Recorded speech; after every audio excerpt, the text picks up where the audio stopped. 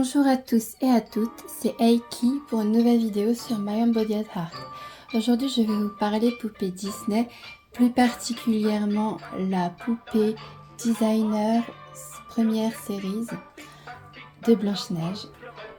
C'est une collection qui était vouée à montrer les princesses dans la tenue qu'elles auraient portée à l'année de sortie de leur film. Je ne possède que Blanche-Neige dans cette collection, je l'ai eue récemment. Elle est absolument magnifique, vous voyez déjà sa boîte, très jolie boîte. J'ai ici le certificat d'authenticité, français, anglais. Et lorsque j'ouvre la boîte, vous allez constater, pour les connaisseurs, que je déboxe mes poupées puisqu'elle n'est pas tout à fait dans cette position à l'achat. Avant de vous montrer la poupée en elle-même, je vais vous montrer la réplique de l'affiche du film à l'époque de sa sortie, qui est dans l'un des volets. Voilà. Je ne sais pas si je vais forcément l'exposer. La réplique... Oh, ça c'est difficile à sortir.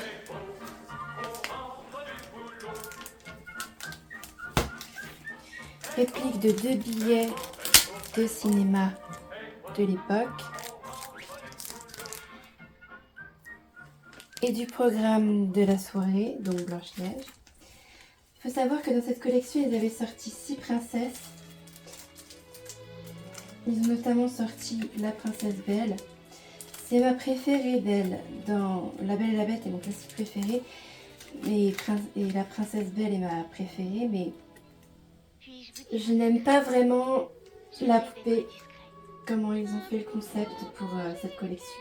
Alors ici vous avez Blanche-Neige, elle est superbe sur un tapis rouge avec une espèce de nœud cap rouge couverte de strass.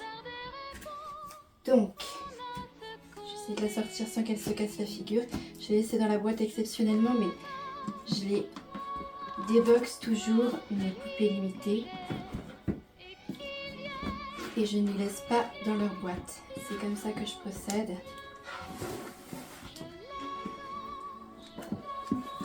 Je trouve qu'on les voit mieux en dehors. Voilà. Déjà, je peux vous montrer la boîte plus clairement. Donc là, on a les 2 volets. Et là, on a des concept art magnifiques avec un petit texte. Voilà pour la boîte. À l'intérieur, vous avez ici, là où étaient les protections, avec même le derrière, l'arrière de la boîte est thématisé, avec des photographes de tapis rouge qui eux aussi conviennent à l'époque à laquelle est supposée se dérouler la grande première du film. Et ici donc nous avons Blanche-Neige dans sa superbe robe couleur ivoire, je dirais. Le sac est particulièrement lourd, c'est pour ça qu'il est à côté. Vous voyez, il porte ses initiales S, W pour Snow White. Et chose intéressante, pourquoi est-il si lourd?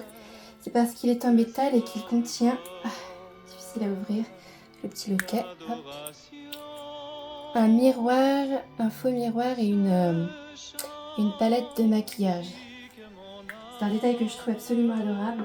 Et voici la poupée. Son visage est très gracieux, elle a une coupe digne justement des années 30, début 40. Elle porte des boucles d'oreilles. Elle a ici le petit rappel des manches emblématiques de Blanche-Neige. La fameuse cape rouge du film a été transformée pour un effet tapis rouge.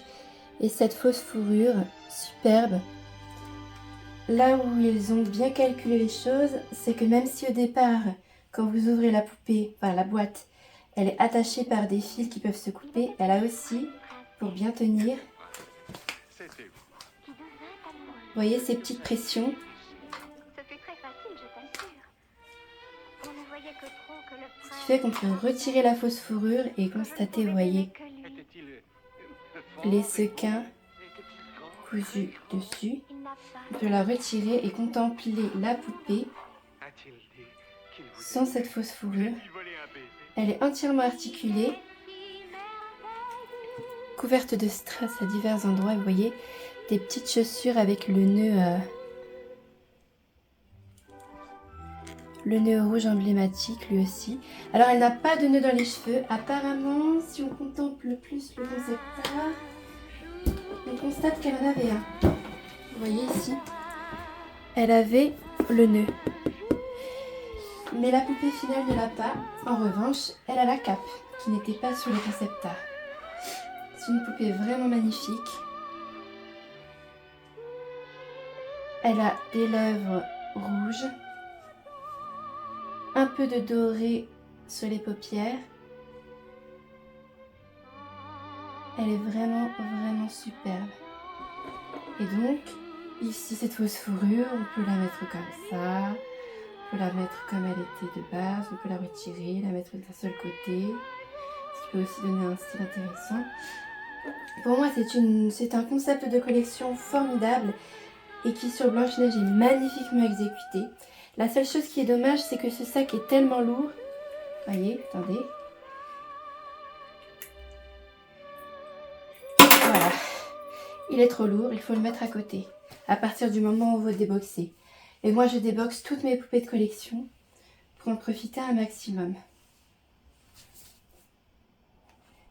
Voilà donc pour Blanche-Neige première série.